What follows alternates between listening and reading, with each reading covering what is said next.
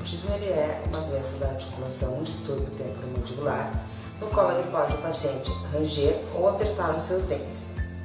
O tratamento é realizado com uma placa mio-relaxante, feita especialmente para o paciente, junto com, muitas vezes associado à aplicação de botox, fisioterapia e, em alguns casos, até tratamento com psicólogo, fazendo assim uma junção de todas as áreas.